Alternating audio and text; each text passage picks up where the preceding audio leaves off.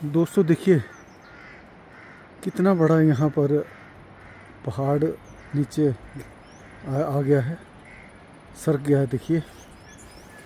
और जो मैं बताना चाह रहा हूँ दोस्तों आपको, ये देखिए बहुत सुंदर प्रॉपर्टी ऊपर है देखिए आप।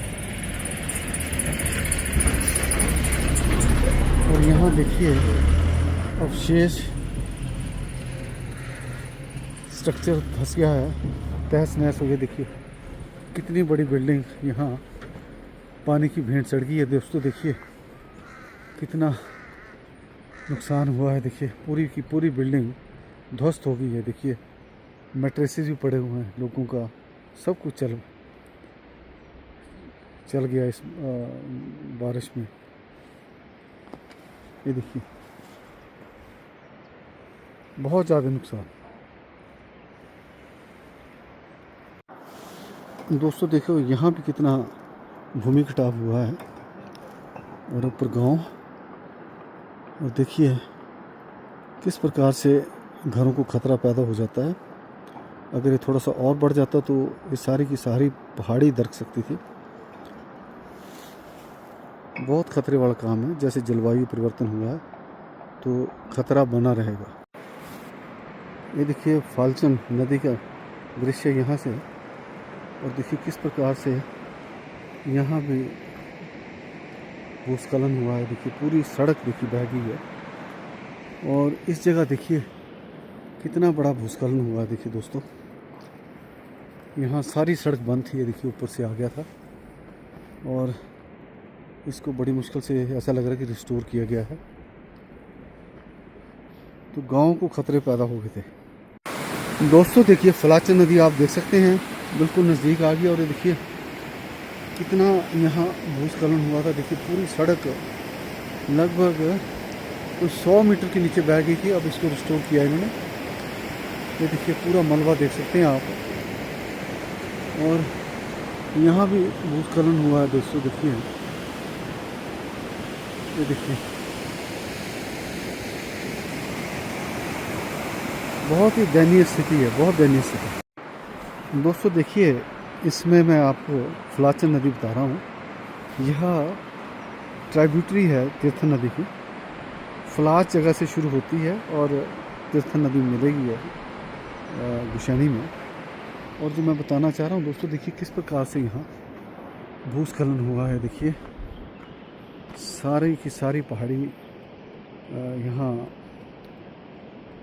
नीचे आ गई है, भूमि कटाव हुआ है, भूस्खलन हुआ है। तो दोस्तों ये जो रोड है ये जा रही है बठाड़ को।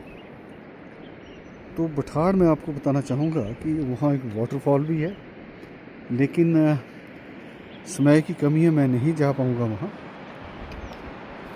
तो वहाँ बठाड़ से कोई 10-15 मिनट का पैदल रास्ता है उस फॉल तक जाने के लिए।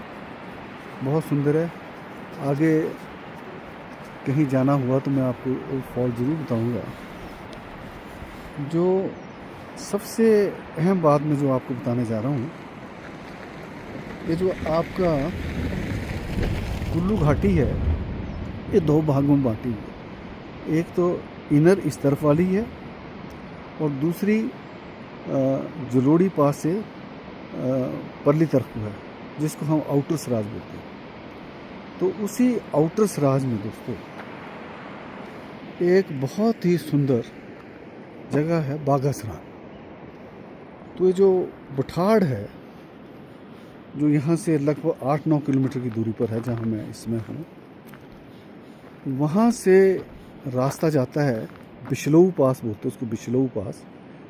तो बिशलोऊ पास को पार करके हम बागासरान जा सकते हैं। जो लोकल आदमी है वो तो जो ट्रैक है उसको आना जाना, मतलब वहाँ तक बागासरान तक पहुँचने में 5-6 घंटे लगेंगे। और जैसे हम लोग जाएंगे तो ज़्यादा ही लग जाएगा समय। ये नीचे देखिए कुछ फिश फार्म भी दिख रहा मुझे। तो यहाँ से बिशलोऊ पास से हम बागासरान जा सकते हैं, बहुत खूबसूरत जगह है। और वहीं से दोस्तों एक जाओ जगह है। और श्रीखंड महादेव की जो यात्रा है सावन महीने में जुलाई जैसे में लगती है, मिड जुलाई से अगस्त बीच में, तो वहाँ से शुरू होती है जहाँ से। तो बहुत ही अच्छा ट्रैकिंग रूट है वो। आने वाले समय में मैं वो रूट करना चाहूँगा। और ये देख लीजिए कितना भूस्खलन हुआ दोस्तों। देखिए नीचे कितने बड़े बड़े पेड़ नीचे यहाँ नदी में गिरे हुए हैं, फलाचन नदी में। तो हर जगह ये देखिए आप, वहाँ भी भूस्खलन हुआ, वहाँ भी हुआ है। जो दूसरी तरफ आप पहाड़ी देख रहे हैं वहाँ भी हो रहा, हर जगह भूस्खलन। तो दोस्तों ये जो वैली थी, तीर्थन वैली, पूरी तरह से कट गई थी और एयर ड्रॉपिंग भी करनी पड़ी हेलीकॉप्टर के माध्यम से। यहाँ जो एसेंशियल कमोडिटीज़ थी, जो ज़रूरत की सामग्री थी, वहाँ नीचे गिराई गई। तो बहुत संकट की घड़ी थी। 15-20 दिन कटा रहा और लोगों का खाने के जो खाद्यान्न थे ख़त्म हो गए थे। तो बड़ा एक दुख वाला मंजर था उसमें। देखो दोस्तों सुबह का इसमें समय, और आप ये नदी देख सकते हैं, तीर्थन नदी है तो वैसे ट्राइब्यूटरी है, पालचन नदी बोलते हैं इसको। और एक झूला, और ये देखिए मेरा यहाँ बाहर भी बैठ के आप अपना ब्रेकफास्ट वगैरह कर सकते हैं। और इनका डाइनिंग एरिया ये देखिए लगे हुए हैं।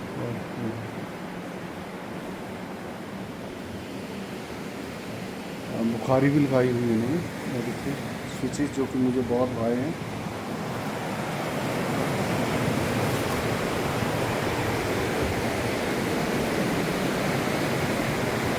यहाँ से ये देखिए झूले से भी आप परे जा सकते हैं। तो एक एक्स्ट्रा अट्रैक्शन है। देखिए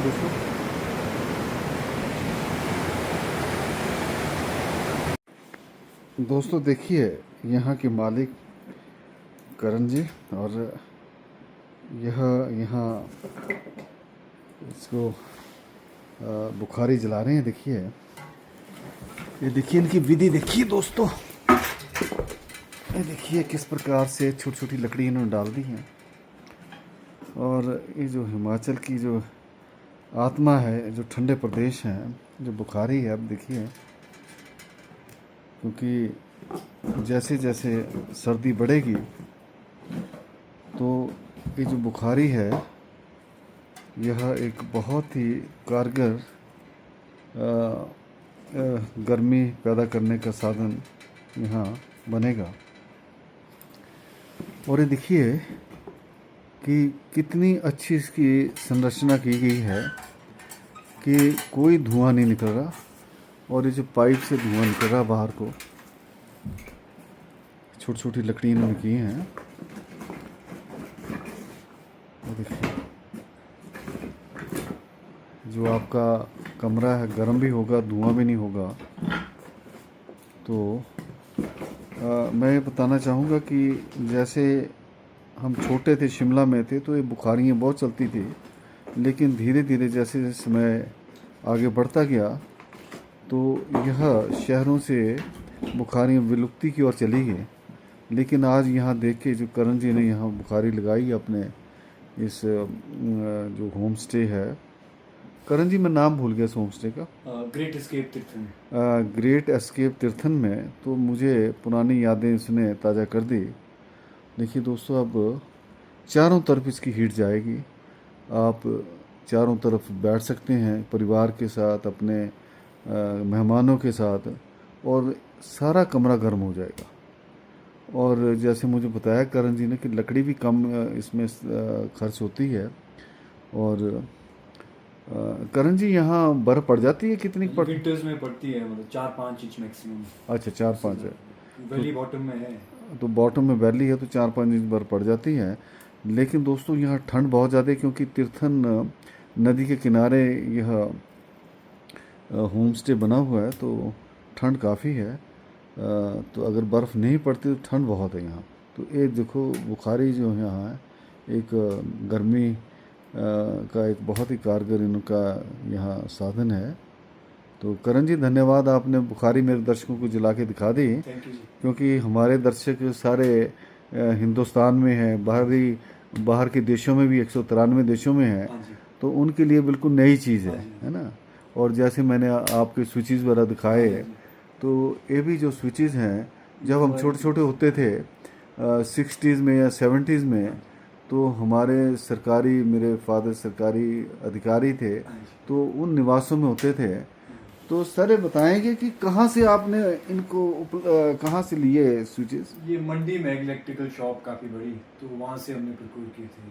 अच्छा, हाँ जी। तो ये बता रहे कि मंडी में है, ये हिमाचल की मंडी ना? हाँ जी, हाँ जी, मंडी में। ये जो हिमाचल में मंडी है, तो मंडी शहर है, तो वहाँ से ले आए थे।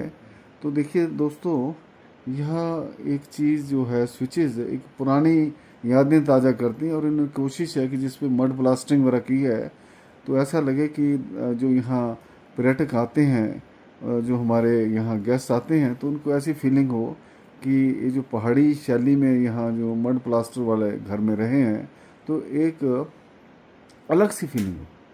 तो करण जी, आप मेरे दर्शकों को ये बताना चाहेंगे कि इसका रेंट क्या है? ये जो जिस मैं कमरे में हूँ, इसका रेंट क्या है सर? तो हम लोग ऐसे चार्ज करते हैं अराउंड 1800 रुपीज़ के करीब पर पर्सन पर नाइट, अच्छा, तीनों मील्स और स्टे के साथ।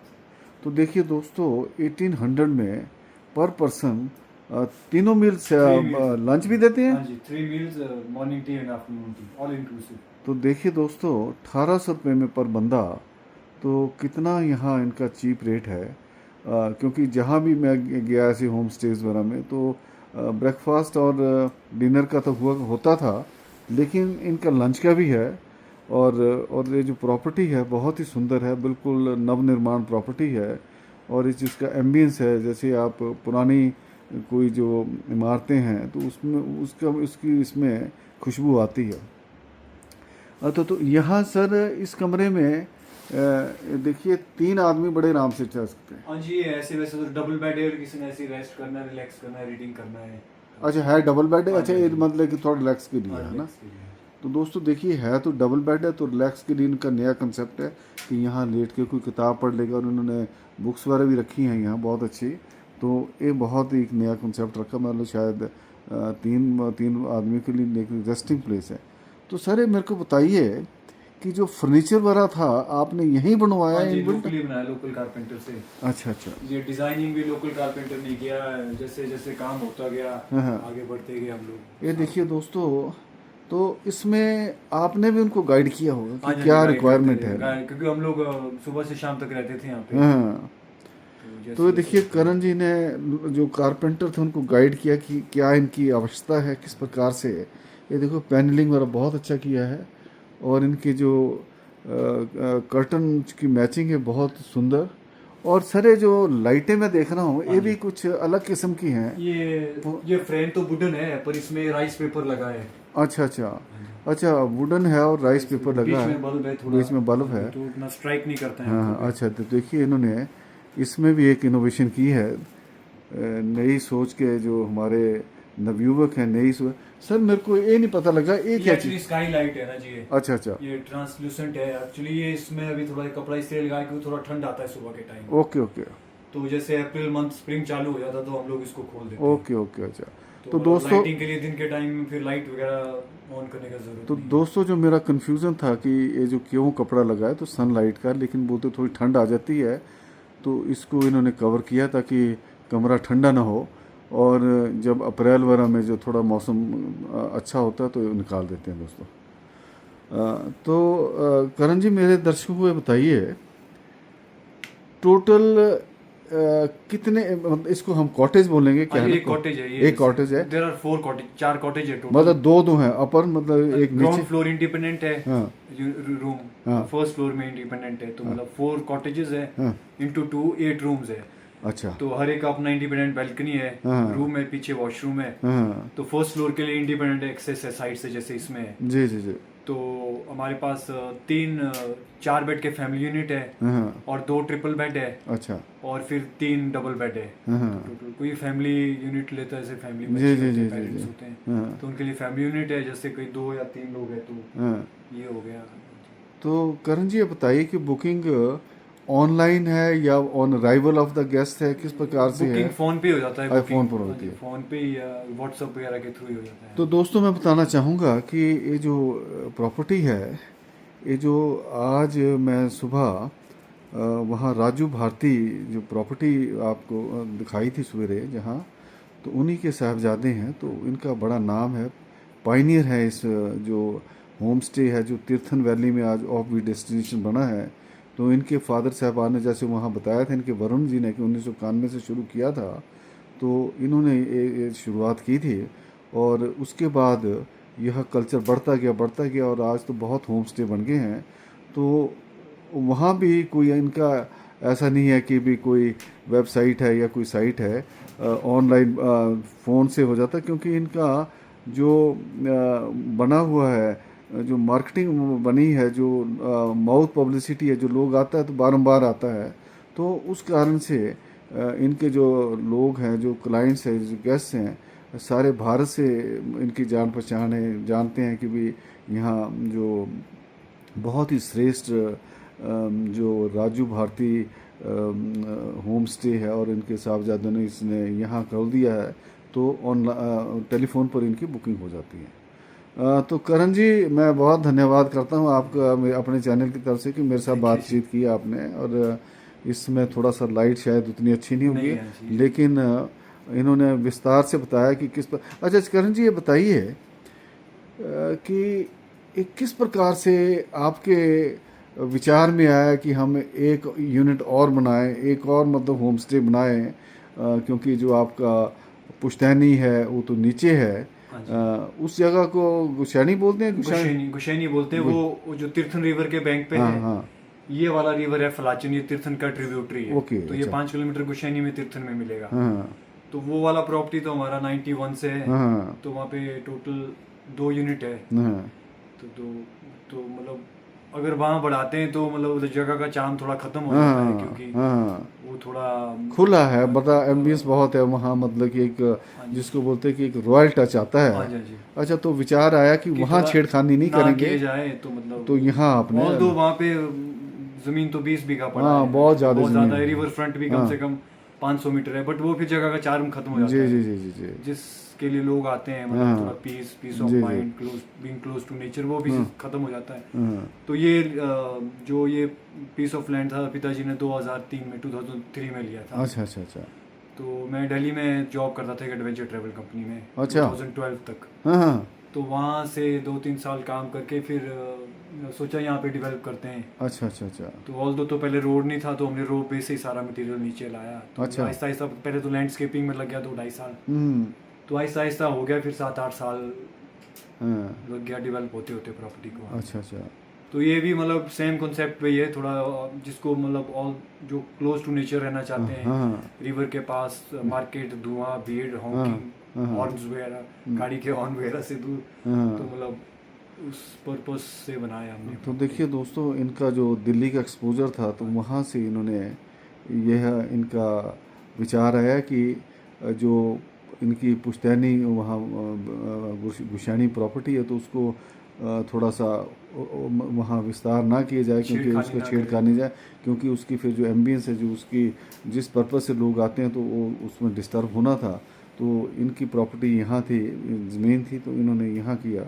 तो करण जी बहुत ही अच्छा एक आपका ये जो प्रयास है, और मैं अपने दर्शकों को ये बोलूँगा कि अगर आप इस तरफ आते हैं तीर्थन वैली में, तो ये जगह बहुत ही सुंदर है, बहुत ही अच्छी है, और इनके रेट्स बहुत रीज़नेबल हैं। 1800 रुपये में आपको लंच ब्रेकफास्ट और इतनी सुंदर प्रॉपर्टी में आपको रहने का मौका मिलता है। तो एक ऐसा, आज मैं पहली बार आया हूँ यहाँ, तो मुझे भी ऐसा लग रहा है कि जैसे एक रॉयल टच आ रहा है। अभी मैं पीछे वाइल्ड फ्लावर और शिमला में भी रहा, तो अब जो यहाँ की फीलिंग आ रही हो अलग किस्म की है, वहाँ की लब है, तो मतलब कि ऐसा लग रहा है कि जैसे उसी प्रकार की फीलिंग आ रही है।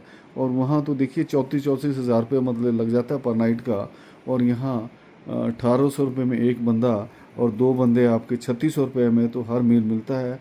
और यहाँ जो नदी के भी किनारे जो ट्राइब्यूटरी इन्होंने बुलाई तो इसमें मछली भी होगी सर? हाँ जी, ट्राउट है, ट्राउट मछली, ब्राउन ट्राउट है, रेनबो ट्राउट है। हाँ बट 2023 में फ्लडिंग हुआ है, 25 में दोबारा फ्लडिंग हुआ है, वो थोड़ा डैमेज हुआ है ज़्यादा, हाँ तो मतलब पॉपुलेशन तो थोड़ा कम हो गया है मतलब फ्लडिंग के कारण। बट ये कि फिशरीज डिपार्टमेंट फिंगरलिंग्स रिलीज करता है हर साल। अच्छा अच्छा। तो अगर 1-2 साल थोड़ा फ्लड ना आए उतना तो मतलब फ्लरिश हो जाएगा अच्छी तरह। तो सर मेरे दर्शकों को बताइए कि जब महाशीर वगैरह की संभावना है इस मदन नदी में, जो एक मछली की स्पीशीज होती है हाँ जी, इतने स्विफ्ट वाटर में तो नहीं, बट हो जाएगा। बट नीचे ऑट वगैरह में उस रेंज में तो है, यहाँ से जो 30 किलोमीटर नीचे है। बट एज ऑफ नाउ तो एक लोकल ब्रीड होता है यहाँ पे, जो देसी मच्छी बोलते हैं, और बाकी ब्राउन ट्राउट और रेनबो ट्राउट है। अच्छा, तो सर ये मेरे को बताइए मेरे दर्शकों को, जैसे मैंने कहीं जैसे अखबारों के माध्यम से सुना या कहीं और किसी के द्वारा और सुना कि यहाँ एंगलिंग भी कर सकते हैं आप, परमिट वगैरह बनाए उसका लिए परमिट लेना पड़ता है 300 rupees per rod per day. अच्छा, तो फिशरीज डिपार्टमेंट का ऑफिस है यहाँ से फाइट गुशैनी के पास, तो फिशरीज ऑफिसर बैठते हैं वहाँ पे, तो उनसे परमिट लेके फिर आप कर सकते मतलब कि उसको कैच एंड थ्रो, मतलब उसी में रिवर में कैच एंड थ्रो ही है ना, कि मतलब पकड़े और फिर नदी में छोड़ दें, मतलब कि एक गेम के तौर पर उसको, मतलब तो कोई किसी ने अगर खाना है तो फार्म है यहाँ पे, तो फार्म से हम लोग ले आते हैं, तो अराउंड 600 रुपीज पर केजी मिल जाता है। अच्छा अच्छा अच्छा। तो ये बता रहे कि उसको कैच एंड थ्रो वाला है कि परमिट लेंगे 300 पर, मतलब जो इनका फिशिंग रॉड है। तो यहाँ जो शौकीन लोग हैं तो फिशिंग भी कर सकते हैं, अपना एक श्रेष्ठ समय यहाँ नदी के किनारे बिता सकते हैं और इसका लुत्फ़ ले सकते हैं। पुराने ज़माने की बात है कि जैसे लोग शिकार का मतलब एक हंटिंग को मानते थे, गेम मानते, तो इस प्रकार जो एंगलिंग है। सर यहाँ कंपटीशन वाला तो नहीं लगता एंगलिंग वगैरह का? एंगलिंग कंपटीशन होता है अप्रैल मंथ में। अच्छा, एंगलिंग एसोसिएशन है कुल्लू में, वो लोग करवाते हैं। हाँ, तो कभी तीर्थन में करवाते हैं, कभी पार्वती में कराते हैं, कभी जिब्बी जो है जो शोजा के नीचे जोड़ी वाली रेंज में, तो कभी उस स्ट्रीम में करवाते हैं। बट हर साल होता है, तो मतलब आते हैं पार्टिसिपेंट थ्रू आउट पूरे हिंदुस्तान से आते हैं। अच्छा करण जी, अब चलते चलते ये भी बता दीजिए कि जैसे मैं कुल्लू में रहता हूँ, तो अभी जुलाई अगस्त सितंबर वगैरह में भारी बारिश हुई और कुछ फ्लैश फ्लड्स भी आए, नुकसान हुआ, प्रॉपर्टीज़ का भी, जान माल का भी नुकसान हुआ।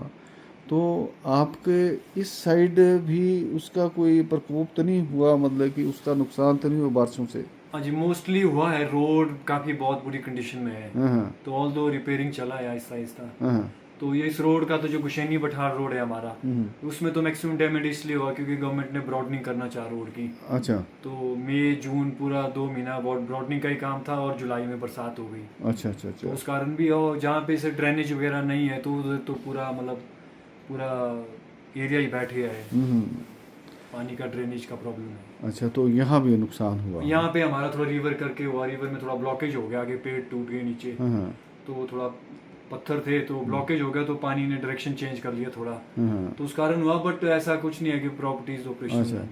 तो सर जैसे मेरी जहाँ तक याददाश्त जाती है, 2023 में भी नुकसान हुआ, 2025 में भी हुआ। तो जो जनमानस है यहाँ का, पहाड़ी क्षेत्र का, अब आपने बैक टू बैक ऑलमोस्ट ऐसी त्रासदियाँ देख ली हैं, तो क्या सुझाव देंगे कि किस प्रकार से बचाव करें जब मकान बनाना है या कुछ ऐसा करना है? क्योंकि अब आप इस फील्ड में इतने अच्छी आपने यहाँ प्रॉपर्टी बनाई है, तो क्या किस प्रकार से वो प्रिकॉशन रखें कि जिससे कि इन आपदाओं से अगर क्योंकि अब ऐसा जलवायु परिवर्तन हो गया, अब इसी के साथ हमको रहना है ना, क्योंकि जब जलवायु परिवर्तन हो जाता है तो पहले तो ये था कि जब बरसात होती तो बरसात ही होती थी, जब बर्फ़ पड़ती थी, लेकिन अब ऐसा कोई पैटर्न जो चेंज हो गया है। तो क्या सुझाव देंगे कि जैसे आपने सड़कों की बात की कि कटाव से भी हो गया जैसे, है ना, तो इस बारे क्या सुझाव देंगे मेरे जो यहाँ के निवासी हैं और जो मेरे जनरल दर्शक हैं कि मकान बनाते समय क्या क्या वो मतलब कि प्रिकॉशंस वगैरह जो रखें? लोकल है मकान में पहले तो देखना पड़ेगा जगह कैसी है, अगर अनड्यूलेटिंग है या कोई स्लांटिंग है तो वहाँ पे 2 बार सोचना चाहिए पहले बनाने से अच्छा पहले। अच्छा। और ड्रेनेज है सबसे ज्यादा, तो पानी का आउटलेट वगैरह जो छत का पानी वगैरह जाता है, हाँ। अगर स्लोप वाली जगह में है तो उसे तो कहीं एक जगह पे चैनलाइज करके कहीं प्रॉपर एरिया में डाले। और ये रोड के साइड जो कलवर्ट वगैरह है, मतलब इस रोड में तो काफी हमारा 20 किलोमीटर का रोड है, इस रोड में जितने भी कलवर्ट है उसमें से मेरे ख्याल 10% कलवर्ट खुले हैं, बाकी सारे बंद है। तो नुकसान तो गवर्नमेंट को भी देखना पड़ेगा जो डेवलपमेंट प्रोजेक्ट्स है, तो मतलब पहले ऑडिट भी होना चाहिए एनवायरनमेंट, भाई क्या नुकसान है, नुकसान पहले देखना चाहिए, प्रॉफिट मेरे हिसाब से बाद में देखना चाहिए। बाकी थोड़ा डिफॉरेस्टेशन भी काफी हद तक है, तो रोड वगैरह का तो दिख जाता है कि भाई इतना नुकसान हुआ है, बट इस बार फॉरेस्ट का तो मेरे ख्याल रोड से ज्यादा नुकसान हुआ अगर कैलकुलेट करें जी जी जी। जिस हिसाब से पेड़ के पेड़ आए हैं। तो थोड़ा एफॉरेस्टेशन भी अपने लोकल लेवल पे लोगों को करनी चाहिए गांव में। तो मतलब लोग आजकल देख रहे हैं, मैंने देवदार के पेड़ पे पीछे जाते हैं कि देवदार उसको ग्रो करने में तो बड़ा टाइम लग जाता है, तो स्लो ग्रोइंग है, तो मतलब ऐसा देखना चाहिए जो फास्ट ग्रोइंग हो, जिसकी थोड़ा जड़े स्ट्रॉन्ग हो, मतलब 2 साल 3 साल में तो मतलब काफी एरिया को थोड़ा जकड़े, वो देखना पड़ेगा। तो दोस्तों देखिए उन्होंने कितनी अच्छी बात कर दी कि जैसे ढलानदार हमारी जगह है, पहाड़ी क्षेत्र है, तो जो भी कंस्ट्रक्शन करो 2 बार सोच ले कि कैसी मेरी ज़मीन है, क्या है, कोई नदी नाला तो नहीं इसके साथ से आ रहा है, तो थोड़ा सा प्रिकॉशन ले ले और थोड़ा देख लें कि मिट्टी में कितनी स्ट्रेंथ है।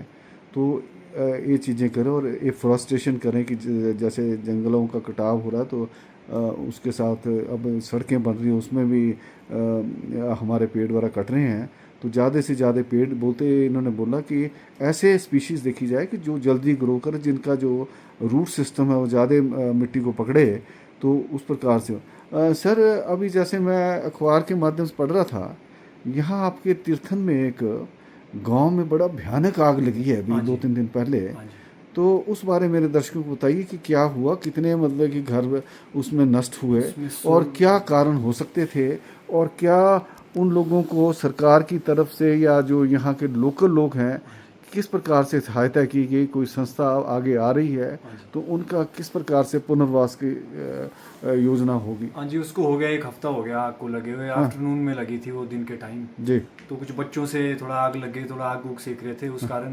तो इनिशियली वो जो हमारे पड़ाचे बोलते हैं उनको, जैसे छोटे छोटे जो शेड होते हैं जिसमें घास रखने के लिए, हाँ। तो उससे फैला, वो एक्चुअली थोड़ा रिच पे था वो, थोड़ा ऊंचाई पे था वो गांव, तो 1-2 में फैल गया। दिन के टाइम तो हवा लगी थी तो उस कारण फिर वो कंट्रोल ही ना कर पाए। अच्छा अच्छा अच्छा। और 16 मकान थे वो बह गए, थोड़ा मेन रोड से भी दूर है, तो बट गवर्नमेंट कर रही है, मतलब पीडब्ल्यू मिनिस्टर भी आए थे, बाकी मिनिस्टर लोग, एडमिनिस्ट्रेशन वगैरह सब लोग आए, तो पुनर्वास के लिए जो भी जो गवर्नमेंट का पैकेज है 7 लाख जो पर फैमिली, तो वो चली है बात। अब ऐसा लोकल लोगों ने भी काफी मॉनेटरी हेल्प किया है। अच्छा अच्छा। इमीडिएट पास में कुछ घर थे जो नहीं जले, उन्होंने उनको थोड़ा दिया है रहने के लिए।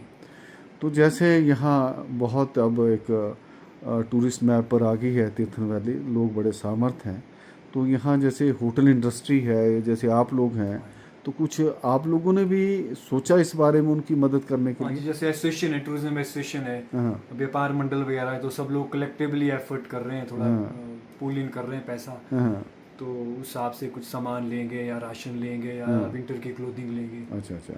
तो दोस्तों जैसे इन्होंने बताया कि आप उसमें इतना नुकसान हुआ है, लोग बेघर हो गए हैं, लेकिन पूरा समुदाय उनके साथ है, हर प्रकार से प्रशासन भी है, यहाँ के लोकल लोग भी हैं, और उनका दर्द इनका दर्द है। तो जब एक सामूहिक प्रयास होता है तो उसमें जो दर्द है या जो भी घाव मरहम लगती है, बाकी जो नुकसान हो गया तो हो ही गया, अब उनका पुनर्वास वगैरह करना है। तो सर मेरे दर्शकों को जैसे मैं देख रहा हूँ कि ये जो हमारी कुल्लू ज़िला है, इसमें हर साल कहीं ना कहीं आग लगती है और काफ़ी भयानक आग लगती है, तो किस प्रकार से इस आगजनी से बचाव किया जा सकता है? क्या मेरे जो यहाँ के बाशिंदे हैं, अब आपने तो पुराने आदमी हैं, तो किस प्रकार से इससे बचाव हो सकता है? क्या क्या प्रिकॉशंस रखने की आवश्यकता है? हाँ जी, जैसे 2025 में तो 2 जगह आग लगी। तांदी है जो जिब्बी के साथ एक टाउन है, वो भी गांव जल गया था नए साल के स्टार्टिंग में। अच्छा। और ये दूसरा इंसिडेंट है। हाँ हाँ।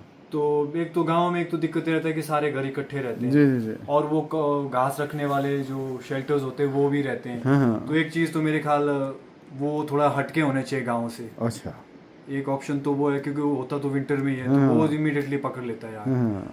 और बाकी तो मेरे ख्याल गांव में भी तो फायर इंश्योरेंस वगैरह कुछ इंश्योरेंस तो होना चाहिए। तो अच्छा। एटलीस्ट जो जो होना है वो तो होना है, प्रकृति के आगे किसकी चली। तो इन्होंने बताया कि जिस प्रकार से आप प्रिकॉशन बेटर बोलते हैं ना कि prevention is better than cure, तो इन्होंने बोले जैसे घास वगैरह कुछ अलग रखना चाहिए ताकि अगर कुछ ऐसा जैसे यहाँ बच्चों की लापरवाही से कुछ आग लगी है तो ऐसे जैसे कि बार दीपावली होती है फुलझड़ी चलाते हैं, दूसरी हवाई चलती है तो रॉकेट्स वगैरह तो कई बार गिर सकते हैं। तो इस प्रकार से तो और कुछ लोगों को सतर्क भी रहना पड़ेगा कि जैसे अब जाड़ा आ गया, सर्दियाँ आई हैं तो आगजनी की घटनाएं बढ़ जाती हैं। तो कुछ पानी वगैरह का भी ऐसा प्रशासन को या लोकल लेवल पर कुछ ऐसे हाइड्रेंट्स वगैरह होने चाहिए क्योंकि अगर आग लग जाए, क्योंकि ये पहाड़ी क्षेत्र है दोस्तों, यहाँ फायर ब्रिगेड का पहुंचना बड़ा मुश्किल है।